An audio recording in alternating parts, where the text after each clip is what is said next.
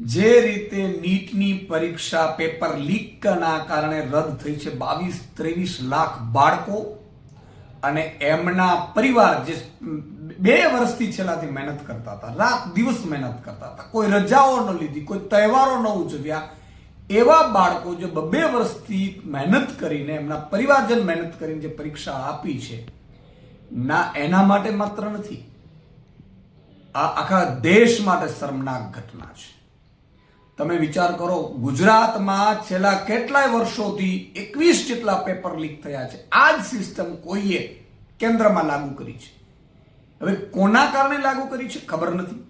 શું એમને પોતાના પાસ કરાવવા માટે આ કર્યા છે? જેમ ગુજરાતમાં પણ કેટલીક ભરતીઓમાં પોતાના પાસ કરાવવા માટે, મળતિયાઓને પાસ કરાવવા માટે પોતે જ લીક કરાવતા એવું ઘટના બની છે. આજે તમે જુઓ, ગુજરાતમાં આટલા પેપર લીક થયા, કોઈ મોટી સજા નથી. અમે પેપર લીકનો વિરોધ કર્યો તો અમને બહુ મોટી સજાઓ થઈ હતી, જેલમાં ગયા હતા. પેપર લીક કરવા વાળાના ચમરબંધીઓ કોઈ પકડાતા જ નથી. એ સેમ સિસ્ટમ કેન્દ્રમાં લાગુ થવા માંડી છે. આજે આ નીટની પરીક્ષા રદ થવી આખા દેશના 140 કરોડ નાગરિકો માટે પણ અને દેશ માટે પણ આપણે આ ખૂબ જ દુઃખદ ઘટના છે કે કહેવાય, અને દેશની જે સિસ્ટમ છે સરકારની એના માટે શરમજનક ઘટના કહેવાય.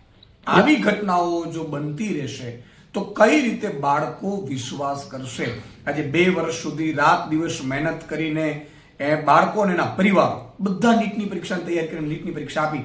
શું તમને લાગે છે એ જે બાળકો નીટની પરીક્ષા આપી ચૂક્યા હશે, બીજા દિવસથી એટલા મોટો હાશકારો મેળવ્યો હશે અને એ એન્જોય કરતા હશે ત્યારે વેકેશનનું, ત્યારે આ બાળકો ઉપર ફરીથી વ્રજઘાત થઈ ગયું, ફરીથી પરીક્ષા આપવી પડે તો ફરીથી એ બાળક નીટની પરીક્ષા માટે કેટલો તૈયાર થશે?